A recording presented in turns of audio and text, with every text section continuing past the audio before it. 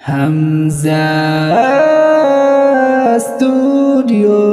Hamza Recording Studio.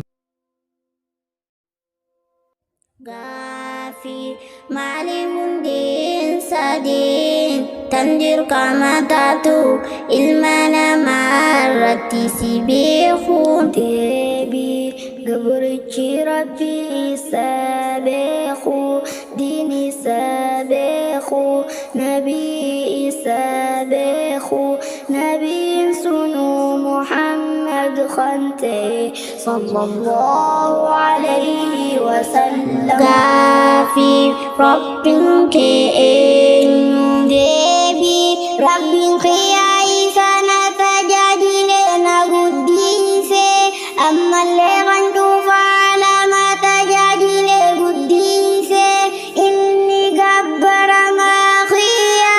Nafintane gabbara man isamale Khanarrati ragan jacha Rabbi ulte A'udhu billahi minash shaitanir rajim Bismillahirrahmanirrahim Alhamdulillahi Rabbil Alamin Ar-Rahmanirrahim Maliki Yawmiddin Iyyaka na'budu wa iyyaka nasta'in Ihdinas siratal mustaqim Siratal ladzina an'amta 'alaihim ghairil maghdubi 'alaihim waladdallin Amin. Wanni Rabbi malajiru alama Anis alama saniratuku Anis alama saniratuku Anis alama saniratuku Gafi hikar Rabbiyatu mali Dewi Isa nur fata gabbara ma amri garagagalcha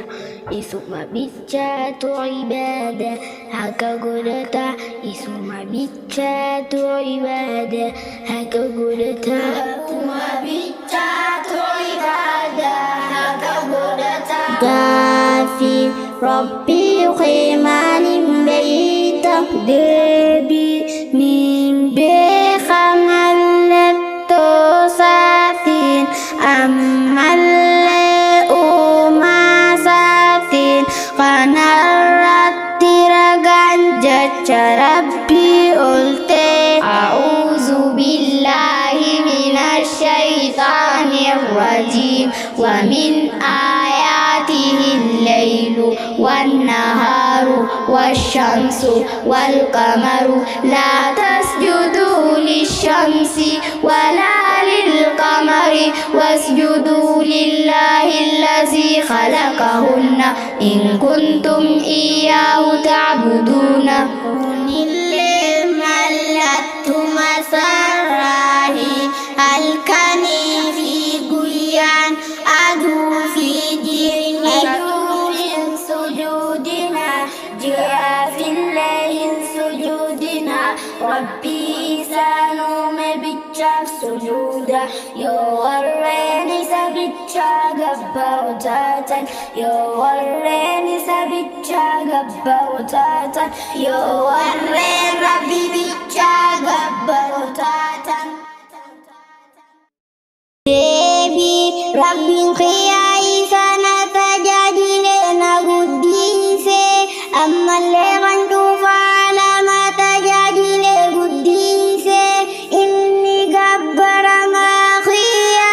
Nafintane gabbara man isamale Khanarrati ragan jacha Rabbi ulte